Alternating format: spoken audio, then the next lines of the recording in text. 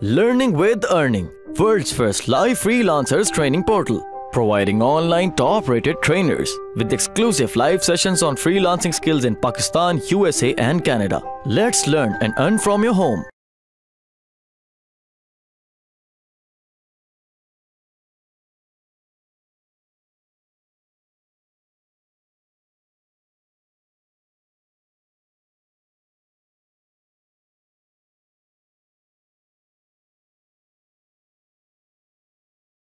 Then P का हो गया कि आपने प्रिपेयर कर लिया, उसको लिख लिया है, लिखना स्टार्ट कर लिया, मतलब उस तरह से लिखा नहीं है। देन आप उसको ऑर्गेनाइज करोगे। अब आपने अपने आइडियाज को, अगर आपको कोई मतलब माइक्रोसॉफ्ट वर्ड में अपने आइडियाज को लिख दिया है, मैं आपको आगे एग्जांपल भी देती हूँ किस तरह से होगा। और उसके बाद आपने ऑर्गेनाइज करना है उसे, कि कैसे आपने ऑर्गेनाइज करना है, मतलब आपने उस चीज को इस तरह का बनाना है कि जैसे अब आपने इस स्टेज पे आके आपने उसको ये चीज डिसाइड करनी है कि आपने कौन सी चीज पहले रखनी है, कौन सी चीज बाद में रखनी है।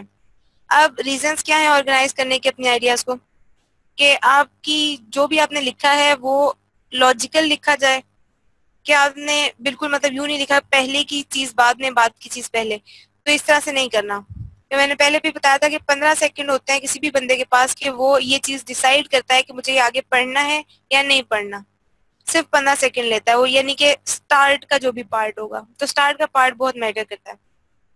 आप पहले ही ऑर्गेनाइज नहीं कर सकते, लाइक आप पहले ही आप कहो कि मैं पहले ही ऑर्गेनाइज कर लूं और साथ ही मतलब आइडियाज आ रहे हैं मैं साथ साथ ऑर्गेनाइज करता जाऊं, और मतलब आपने प्रिपेयर नहीं किया हुआ कुछ, ये चीज आपने नहीं करनी।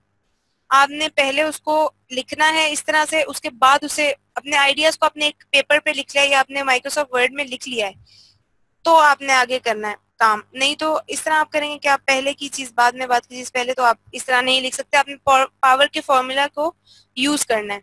अब एक आपने आउटलाइन यूज करनी है, लाइक आपने कोई भी आपको चीज लिखने को मिली हुई है, आपने उसकी एक आउटलाइन तैयार करनी है। जैसे आपने कहीं भी देखा होगा कि आपको जैसे हम पहले पहले पढ़ते होते थे कि आपने ऐसे लिखना है, तो ऐसे कि हमें आउटलाइन दी जाती थी, हमें कहा जाता था कि इस पे ऐसे लिखो, तो वो आउटलाइन आपने असल में तैयार करनी है।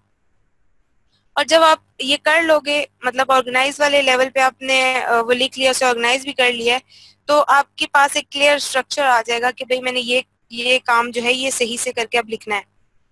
अब आपका मतलब फोकस किन चीजों पे होगा, कि आपने अपने रीडर को, जो भी आपका रीडर, चाहे आपका बॉस है या आप किसी के लिए आर्टिकल लिख रहे हो या आपने प्रोडक्ट रिव्यू लिखा है, जो भी लिखा है, तो आपने अपने रीडर को गाइड कैसे करना है। अब आपने अपने आप को सोचना है कि आप एक टूर गाइड हो।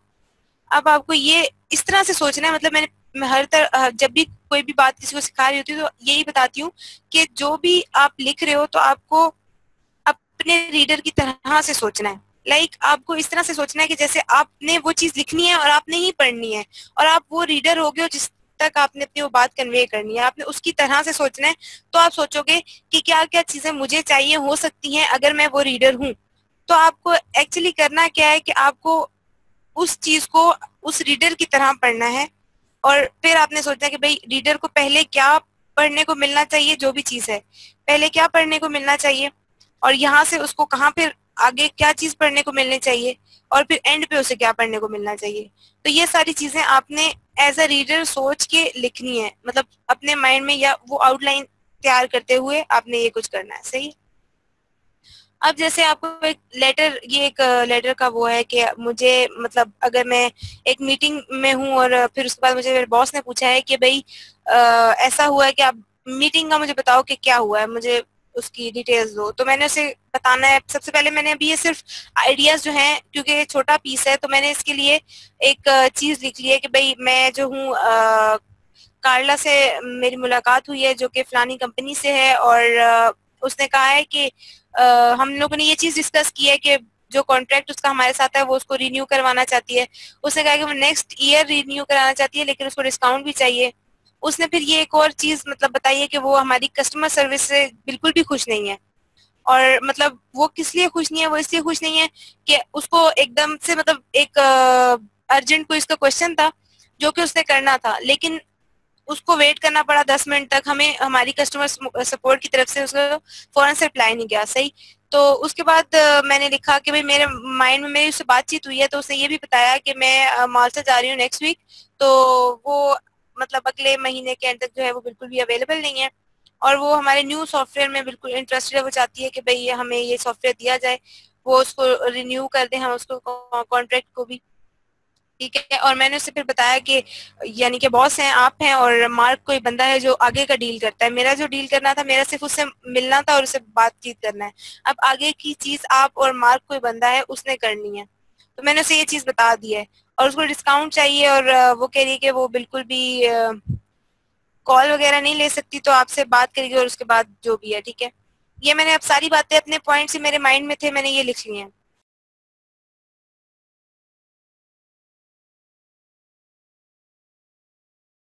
उम्मीद करती हूँ स्टूडेंट्स आपको आज का टॉपिक भी समझ आया होगा। जो चीज़ें आपने समझी हैं वो नोट्स की फॉर्म में भी अवेलेबल है। मेक श्योर आप ये वीडियो को बार बार रिप्ले करें जब तक आपके जहनों में डाउट्स क्लियर नहीं हो जाते। अगर आपके जहनों में फिर भी कोई क्वेश्चन, क्यूरीज, कोई प्रॉब्लम आपको दरपेश आ रही है तो आप गूगल और यूट्यूब भी यूज़ कर सकते हैं उसे सॉल्व करने के लिए, उसका सोल्यूशन निकालने के लिए। अगर इसके बाद भी आपकी प्रॉब्लम या आपकी डिफिकल्टी सॉल्व नहीं होती तो आप हमें लर्निंग विद अर्निंग के पेज पे भी इनबॉक्स कर सकते हैं। उसके अलावा आप हमारी ऑनलाइन सपोर्ट से भी रब्ता कर सकते हैं। मेक श्योर कि आपको एक टॉपिक क्लियर हो, उसके बाद ही आप नेक्स्ट टॉपिक पे मूव करें। आप हमारा ऑनलाइन क्विज क्लियर करें, आप हमारा ऑनलाइन टेस्ट क्लियर करें, उसके बाद आपको एक सर्टिफिकेट अलॉट किया जाएगा। उसके बाद ही आप नेक्स्ट टॉपिक पे मूव कर सकते हैं। अल्लाह।